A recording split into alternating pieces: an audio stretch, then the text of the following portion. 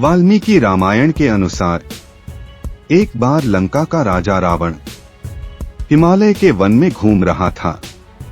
तभी उसने ब्रह्मर्षि कुशध्वज की अत्यंत सुंदर पुत्री वेदवती को ऋषिप्रोक्त विधि से तपस्या में संलग्न देखा। उसने वेदवती से उसकी तपस्या करने का कारण पूछा। जब उसने बताया कि उसके पिता तीनों लोकों के स्वामी भगवान श्रीहरि विष्णु जी से उसका विवाह करना चाहते थे, किंतु बलाभिमानी दैत्यराज शंभु द्वारा उनकी हत्या कर दी गई। अतः उसने अपने पिता का मनोरथ को पूरा करने के लिए भगवान नारायण को पति रूप में पाने की प्रतिज्ञा की है, इसीलिए वह यह महान तप कर रही है। तब रावण ने उसे अपनी पत्नी बनाने का प्रलोभन दिया, किंतु वह व्यर्थ गया। जब वह नहीं मानी, तब रावण ने अपने हाथों से उसके केशों को पकड़ लिया और वेदवती ने अपने केशों को मस्तक से अलग कर दिया।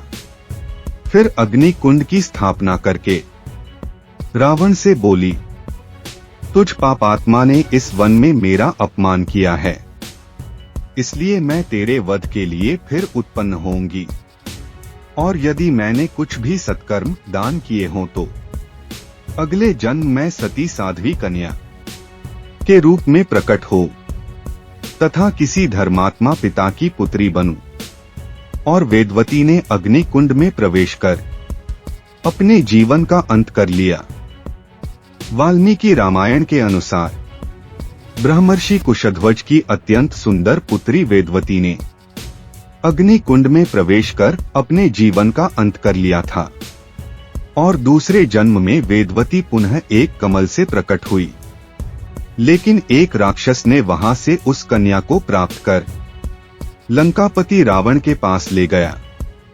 उसने मंत्री को वह कन्या दिखाई। तब मंत्री ने कन्या को देखकर रावण को बताया कि यह सुंदर कन्या यदि घर में रही तो आपकी मृत्यु का कारण होगी। इस पर रावण ने उसे समुद्र में बहा दिया और वह कन्या समुद्र में बहती हुई राजा जनक के यज्ञमंडप के मध्यवर्ती भूभाग में जा पहुंची। एक दिन जब राजा जनक स्वयं हाथ में हल लेकर यज्ञ के योग्य क्षेत्र को जोत रहे थे, तभी वह कन्या भूमि से प्रकट हुई। राजा जनक की दृष्टि उस पर पड़ी। उसके सारे अंगों में धूल लिपटी हुई थी। उन दिनों उनके कोई संतान नहीं थी, इसलिए स्नेहवश राजा जनक ने उसे अपनी पुत्री के रूप में स्वीकार कर लिया और उसका लालन पालन किया। क्योंकि वह कन्या हल के अग्रभाग से खींची गई रेखा से प्रकट हुई थी, इसलिए उसका नाम सीता रखा गया। लाइक, शेयर, सब्सक्राइब कीजिएगा।